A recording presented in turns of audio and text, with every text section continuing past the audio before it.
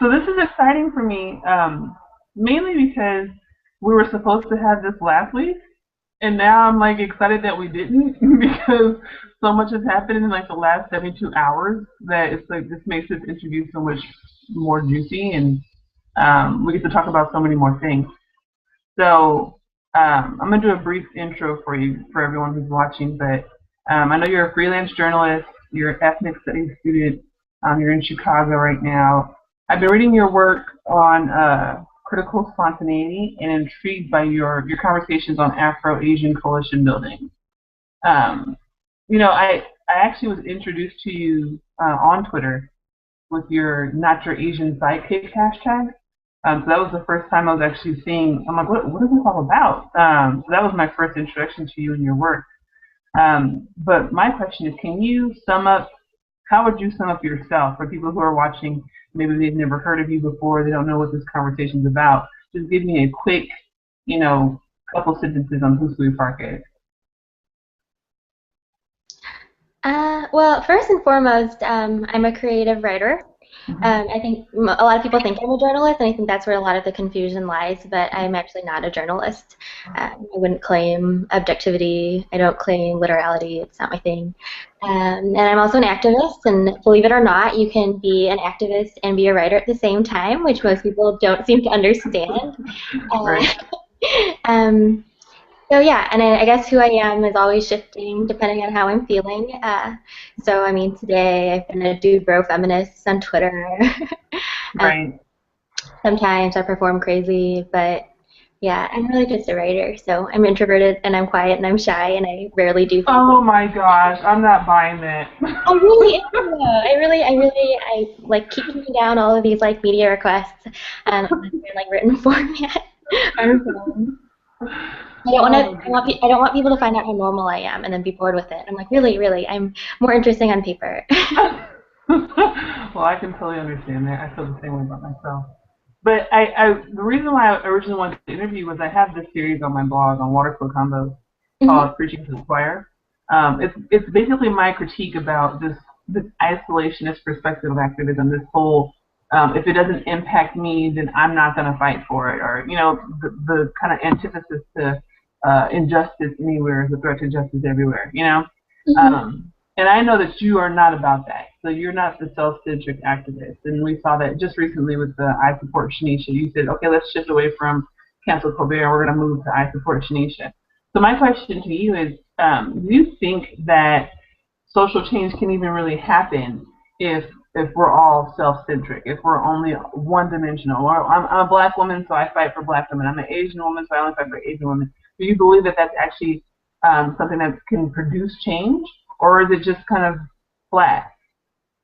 I feel like it's really circular logic, and I think it's proven to be unproductive. I think that it's good in terms of keeping everything in kind of like a 101 status quo level, where we kind of stop the bus every 5 minutes and back up and let people get on board.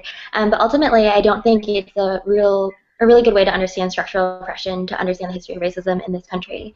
I always cite this article in like all of my pieces, but Andrea Smith said it the best in Heteropatriarchy and the Three Pillars of White Supremacy, right? Like this idea that in order to fully understand and uproot racism and not just shift it to another group, is that we need to understand how genocide and slavery and Orientalism all work together to uphold white supremacy. Right. And so that's really kind of the way that I understand my work, which is why a lot of my work isn't essentially with these mainstream Asian American activist groups, because I think it's really important to understand not just how to be an ally to these groups, but to understand how your social location and understanding how those ruptures actually give some insight into how race is constructed. Right. And I mean, I 100% agree, and I think it's really detrimental how many folks in these different communities feel like they have to kind of double down on their own social group, and it's like, wait, something else is happening, and it's important too. It's hard because sometimes that's just not the popular opinion. But I know that you have specifically talked a lot about Afro-Asian activism, and I know you have actually an event coming up on the 25th of April, the Decolonize SAAM. What's SAAM stand for? It stands for Sexual Assault Awareness Month. No. Usually Sexual Assault Awareness Month talks a lot about white feminist kind of ideologies when we're understanding how gender violence works. But decolonizing the Sexual Assault Awareness Month movement is really all about understanding how the state has actually created gendered violence. And so it's a way to kind of look past these models of carcerality, reporting and increasing, prisons and police forces, looking at how anti-blackness has been perpetuated because of our mainstream sexual assault movements. So it's going to be exciting, and it's going to be led by people like Andrea Smith and Chief Elk and Miriam Kaba, whoever knows as Prison Culture on Twitter. And these are people that aren't just, these so-called Twitter activists. They're community organizers, they're academics. They are people that have actually learned what's productive, have found these resistant tools for organizing, and now are using social media to kind of have these larger conversations, hoping that people don't keep those conversations online but implement them into their own communities. Right. So in that vein, and I love that idea, and I wish I was closer so I could get hands-on with you. But I won't be in Chicago for another couple months, so I'm out of the loop. But in terms of anti-Black animus, you've mentioned. You kind of dichotomized the conversation about Afro-Asian activism with this anti-Black animus as well as this model minority status, and that those two items together kind of are hindrances that block strong connections between African Americans and Asian Americans. So would you say that the conversation kind of stops there? Are those the two issues, and it's just those are the wedge issues, and we're just kind of stagnated there? Or is there more to the conversation? Are there other complexities that we're not even discussing when it comes to this specific coalition building endeavor? I think there's a lot to understand. I also don't think it's really like this comparative horizontal relationship. Right. I think saying Asian-Black solidarity is very different than saying Asian anti-Blackness, in which we have structural advantages that are dependent on keeping anti-Blackness alive. And I feel like we need to understand how the model minority myth isn't just the stereotype that Asian Americans are soft-spoken, they're not the angry Black woman. It's always also about their structural position, right? Our assimilation into whiteness. Right. And I've seen this kind of problematic language of Asian Americans wanting to occupy both spaces. They want to be people of color when it's convenient. They complain about Black hypervisibility as if it's a good thing. And then they also, on the flip side, want to kind of appease whiteness. They want to kind of benefit from both as if you can. And in that sense, I think we become the wedge. And so Not Your Asian Sidekick was actually not a call for Asian American visibility, for Asian American celebration. It was actually a call to not be a sidekick to white supremacy. Right. And really centering anti-Blackness and not centering the Asian American experience and making anti-Blackness a secondary priority. Wow. It's so funny because I feel like there's this new change happening with new media where social groups that haven't necessarily had a voice ever before now have these platforms. And I've seen this also with like Janet Mock, who I think is completely changing the game in terms of how we all view, cisgender versus transgender, terms that would not even be conversation 10 years ago in most American households. And I think it's pretty awesome that you are kind of taking this on and doing it in a way that's accessible to so many people. But I think the one thing that people talk probably the least about is this concept of allyship and who's an ally and who's not an ally. And I read some of your stuff. I know you have a piece with David Leonard on Youngest. And you discuss this concept of the white anti-racist and what's problematic with it. So can you give me like a quick run through, because we're going to move right into Tim Wise, and I want you to kind of explain this concept of white allyship and what's problematic about the term. Well, first of all, I think it's an oxymoron. I think most writers can see that you're pairing a word that means structural advantages, whiteness, right? Whiteness is an entity, following with the word ally. And you can't both be an oppressor and then be in solidarity with the people that you're trying to kind of not oppress. And I found in my own work that whenever I talk about racial justice, this started mainly in college, it immediately shifted to, Suey, you exist to be a POC for cultural enrichment. I mean, Right. you exist to educate the white people, centering their power and hoping that their self-improvement will lead to your liberation. When that's hardly the case, right? Like, that's been a big critique of mine, that often I will do these social justice workshops, and then people will just put diversity ed on their resume so that they can go get a corporate job and never actually Right. get back to the community. Right. So that makes me wonder, what is the role of having more students of color in universities?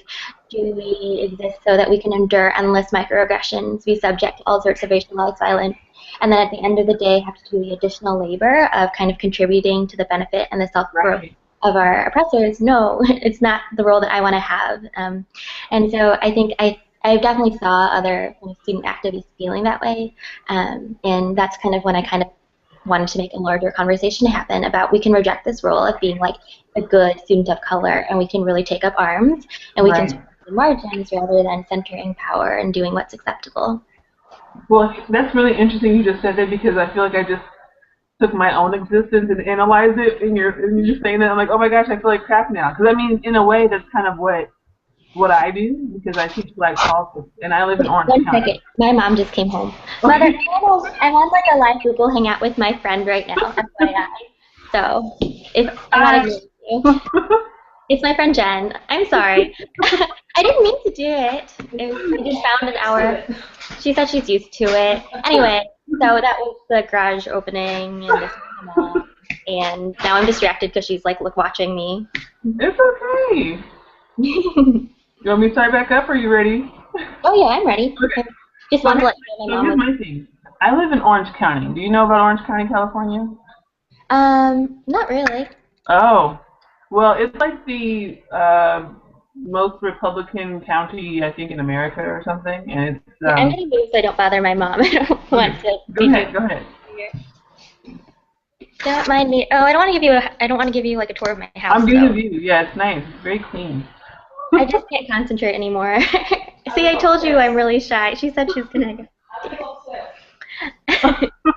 That's why I do everything in my bedroom. I'm like, I really can't handle audiences. It's cracking me up. Am I cracking you up? This is You like who are I. actually, because you're being broadcasted right now, like across the universe. Oh, I know. I know. Right? This is what happens when I decide to not be like in character. I'm like, I'm sorry, my mom just came home. So basically, yes, I live in Orange County, and I Mhm. teach. I actually teach right now. I teach Black politics. I taught like research methods before, but I teach Black politics, and it's at a school that's predominantly white, right? Mhm. So my students, are in most cases learning about this stuff for the first time, and I have this interesting kind of environment in my class where there's like students of color who've all heard this stuff and they're excited and they're like, oh my gosh, I have a platform. I have a teacher who looks like me and she's saying things in the slang that I use.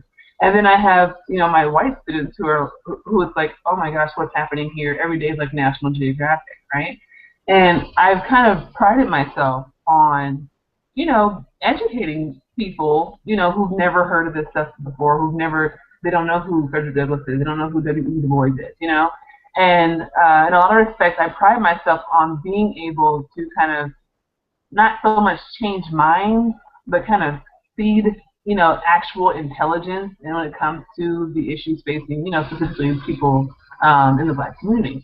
But would you say that that's dangerous for people of color who are activists, who are out doing this work, who are in the community, who are trying to basically empower themselves? Do you think it's dangerous when we begin to educate white people, when we begin to kind of challenge current notions that are held in the dominant group?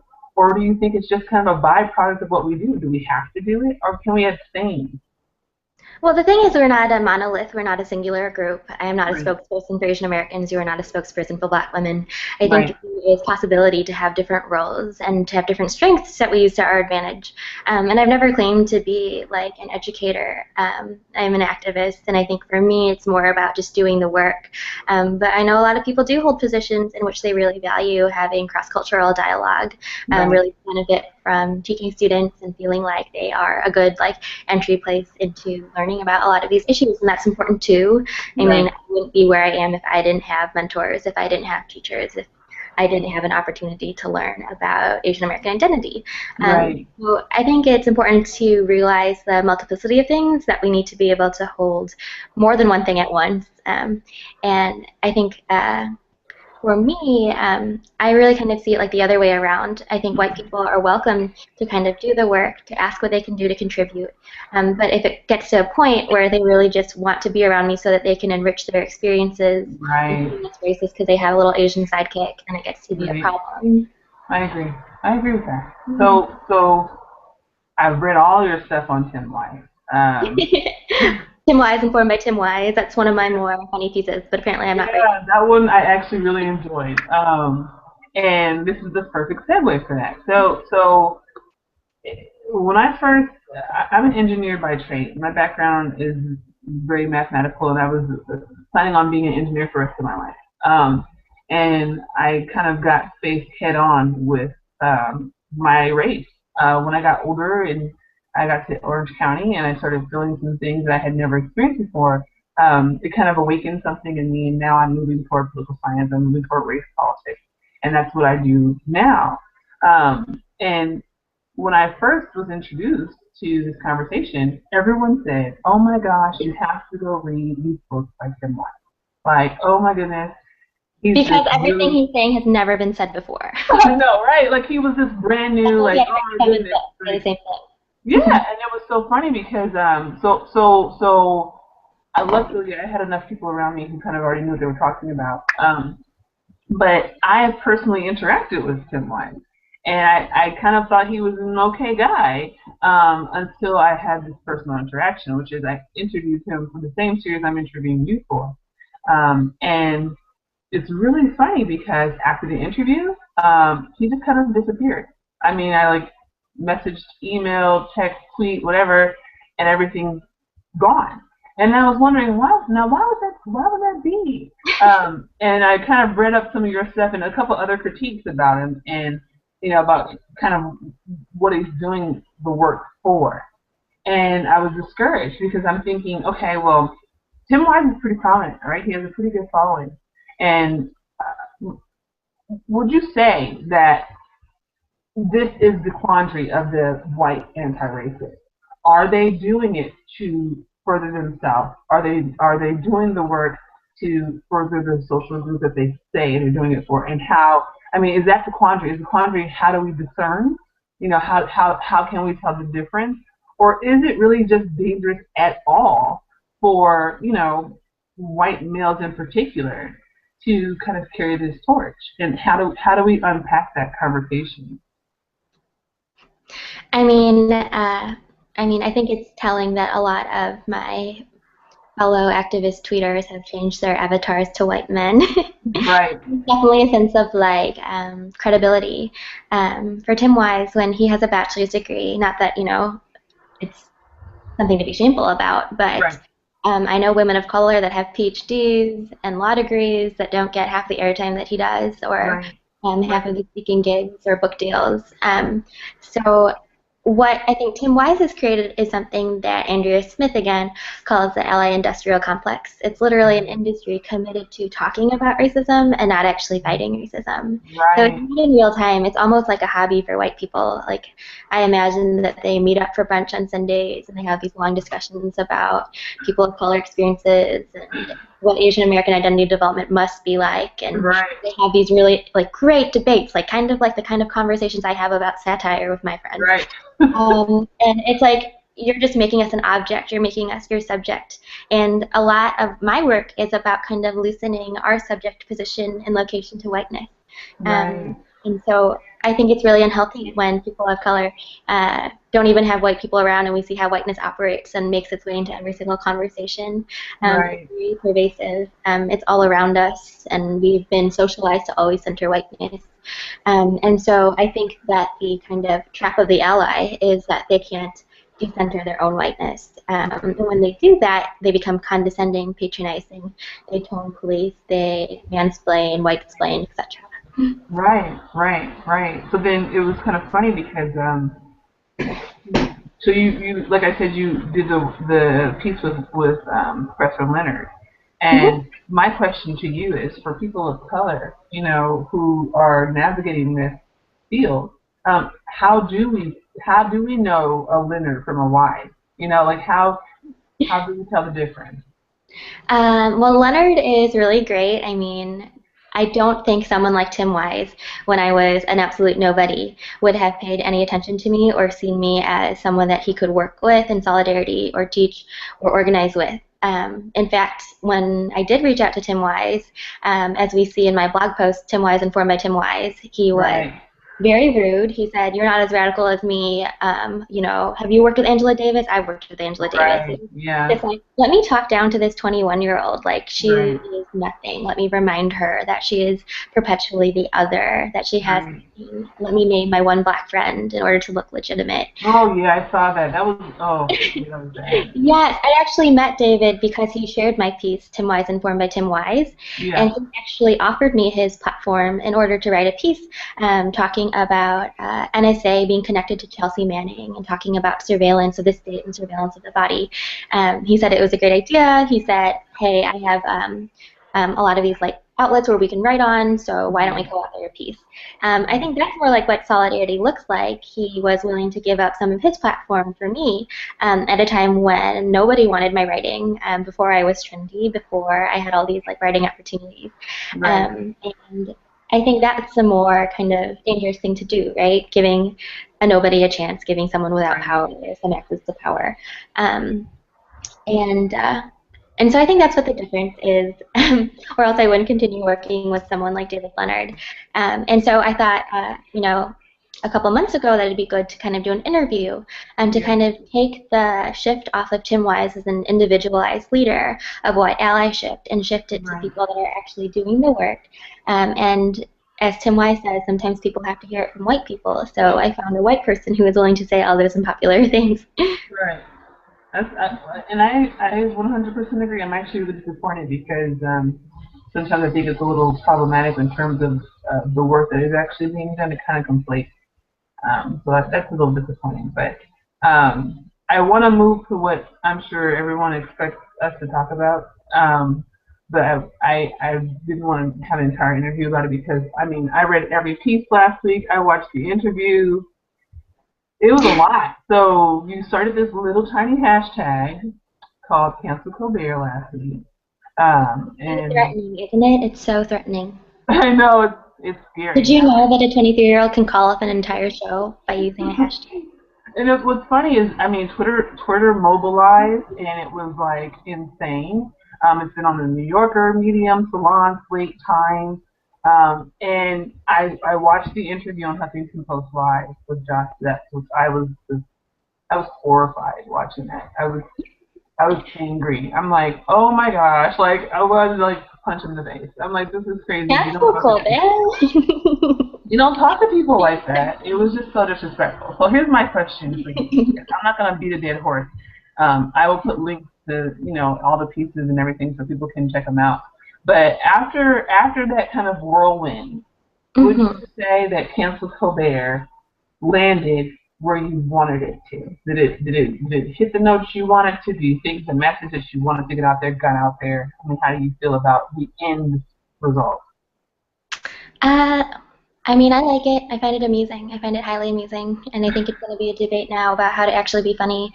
Right, Sad I can't actually turn on the TV and enjoy a show because I'm like, okay, these punchlines are old. They're done. The same people like that are enjoying his comments. The same people making the same three jokes about my name on Twitter. right, And as a writer, I think it's kind of annoying that when I have writing opportunities, it's when I get to write responsibly and reactively and defensively instead of right, writing offense and writing my stories, instead of reacting to every act of racism that I see. right, Um, I mean, like you said, we trended I Support Shanisha last night, which is an actual way that people could get involved to kind of right, uproot these structures of racism. And I think my larger point wasn't about canceling Colbert. It was about the sort of media spectacle that people create, the sort of right. game that people play into between the right and the left. And everyone played their role, including the conservatives that got on board. It was it was the right hashtag to kind of be ambiguous enough to not have an end goal. We weren't actually organizing. We weren't actually trying to hit advertisers. Right. If we did want to, I mean, we definitely know how. We've done it before. But this one was really just more of a satirical social commentary. It was a hyperbolic experiment. It was a sort of reversing the gaze. It was a way in which we kind of flipped the switch and we saw how bonkers people went over it. It's like, Yeah. wait, white men are completely nuanced and complex, like Stephen Colbert, satirical genius. Um, Yes. Asian American activist who says she's a creative writer, no, she must be completely literal and serious Right. at all Right. times. She's totally not playing with us right now. And so I think that's what's kind of funny is like that is a successful social commentary, using sort of this extremism to point out how any demand that mentions race or tries to take away something that white folks feel entitled to Mhm. becomes a sort of like great threat. And at the end of the day, I think it's a successful social commentary. And then secondly, I think the kind of better social commentary that we get out of it is what happened when I became a man on Twitter. You Yeah. know, it wasn't just the white liberals that played into it. The Asian American journalists came on board, and they released a series of articles that you can link to, Right. being like, Right. hashtag activism is ridiculous, but writing about it Yeah. isn't, and kind of like wanting to be like the white person sort of model minority.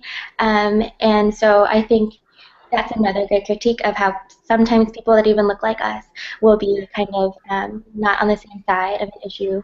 And especially with Right. Asian American women, like I wasn't kidding when I said that we need Asian American feminism to be in solidarity with women of color to truly be liberated. And you can Right. see it in the displays of patriarchy going on with these Asian American men who are writing these think pieces and Oh my gosh. using There was Twitter. one. Wasn't there one? Was it on Gawker I that think it's Deadspin. used it? Oh yes, that one. It was Deadspin.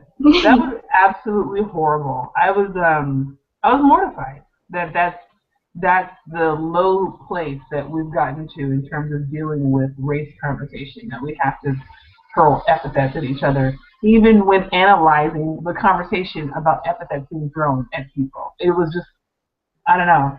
I I feel like for most logical people that would have been like a smack in the face, like, oh my gosh, something's wrong here. You I know? know it's funny too because at the end of the day, I think it shows that there are some Asian Americans who realize that their only place among white people is to kind of make fun of yourself and to be that joke, to tokenize yourself. Right. And of course, as a writer, I know that I could be way more successful if I chose to play that role, right? Like the Right. funny Asian Definitely. girl that puts up with stuff and makes fun of myself all the time. And I just don't think that's actually funny. I don't think that's what liberation looks like. And I think there's a way to write while having an activist practice. I agree. I agree. So then, how do you feel about folks who criticize it, saying that it detracted from the "not your mascot" hashtag? Because I saw that that was a common one of your mentions as well. Folks were saying, especially some of the folks who are actually Native Americans, that this is all great. Now let's get back to the conversation of "not your mascot." How do you feel about that conversation? I think it's a kind of misunderstanding to think that these two issues are comparative rather than relative in social location. Hmm. And I think it's also kind of this like kind of devotional kind of way of looking at white allyship that somehow this joke by Colbert was going to transform these white people tuning in to Colbert to really take action, to really pressure Dan Snyder, to organize around changing the name. Hmm. And it's kind of even more ironic because I was kind of the one that helped to trend Right, right, right. in that Irtanto. And like I said in my interview with HuffPost Live, I mean, I've been involved with organizing with Native American people, and it's kind of funny. But I also think it's really important to realize that Orientalism kind of is very different. It Hmm. wasn't me that took away attention from shedding light on this issue of mascots and changing the name. It was Colbert who Right. took away attention when he chose to make his point through Orientalism. I agree. And so it's like, don't blame the feminist killjoy to drawing attention to the fact that you can't end racism by creating more racism. Right. I agree with that 100%. I agree. So here's my question for you. What's next? Do you plan this stuff in advance? Like, can I get a scoop, or is it like something happens and then that's when we learn more about food? I mean, what's next on your radar? Um, hmm, I can't give away all of my secrets. I do this thing, if you haven't noticed, where I pretend like I'm clueless. Like I accidentally trend hashtags. Like, whoa, Asian sidekick! I can't believe I did that. Like I just woke up this morning and it was trending. I'm so grateful. And I think I'm just kind of uh, amused by how that's taken. I'm always amused. Yeah. Um, So and I mean, is your focus going to be? I know you said the next month is Sexual Abuse Awareness Month. So are you going to spend the month on that, or is it just kind of whatever happens happens? I mean, what are you asking? Wondering if we're gonna have you focus on the sexual abuse awareness conversation, or if we're gonna shift to. I mean, if we're talking about not your mascot, and that hasn't gone away yet. I mean, will you bide your time between the two, or do you just kind of? I mean, does it matter what's going on in the universe, or do you have specific, ethos that you're looking to accomplish? Again, I think that these conversations are all nuanced and interconnected. Decolonizing Sexual Assault Awareness Month is obviously all about is all about the history of genocide in this country and the Right. current situations of um, gendered violence against Indigenous women. So of course there's going to be crossovers. There's always going to Right. be crossovers, but it's not like I lock away a month and say I'm only having this one conversation on Twitter. Like if you look through my Right. feed, I shift from making like zippy one-liner jokes to doing I support Shanisha to make sure that like this morning Shanisha got out of jail, Right. to switching to Free Marissa. Then I'll go back to talking about racism. Then I'll talk about like um, I don't know, being hungry. It's not like people are one dimensional, and I keep saying Right. that. So it's like me committing to talking about decolonizing the anti-violence movement for 4 days in um, in April doesn't mean that's all I'm doing. Right. And I'm asking not for me. I get that. I'm asking for the conversation, the folks who probably are tuning in who are thinking, okay, she's going to be talking about this now. And I asked, it was a leading question for you to basically say what you just said. That a lot of times people think, oh, this person is talking about, black women and race or whatever. So that, oh, we can only talk about that with her. Or this person is talking about, changing the criminal justice system. We can only talk about that with them. And I agree that they're all nuanced and they're all relative. And as things change, it's very fluid. So I have And one last question for you. Are you ready? How long are we going to have Suey Park? Because he's awesome. how long are we having Suey Park? Well, I belong to no one, not your, as in not belonging to. Um, I don't know. I mean, Suey Park doesn't really exist out of people's projections of who I am. Suey Park Right. is a online presence. um, as long as I feel necessary, but I think people don't realize how private of a life I live outside of my social media presence. I don't think Right. people really have a clue. And I like it that way. I like really having this split sort of um, role. I like that I don't work for a specific institution and that I have to be marketable on Twitter. Like I like Right. not having to promote kind of these capitalist ventures and worry about my public image. And I Right. think because of that, it actually allows for me to generate larger conversations um, I agree. and I be agree. honored. Yeah. I agree. So I commend you on your work. I think it's amazing, and I think you have an immense amount of courage amidst people who are just. I mean, I don't even have anything good to say about the folks who've been attacking you. So keep doing what you're doing, and we're all cheering you on. So don't ever feel like you don't have, a group of cheerleaders behind you. Because I'm pretty sure your group of cheerleaders is pretty large. So I commend you. I think you're awesome. And I don't have any other questions for you. So I'm hoping that we can do this again. And when I get there, maybe I'll get to meet you in person and do the work with you. So thanks a Yeah, bunch. everyone's always invited to do the work with us. So I hope everyone tunes in for Sexual Assault Awareness Month Twitter chat. Awesome. Thanks so much, Sue, and you have a great and awesome day. All Thank you. right. Bye. Bye.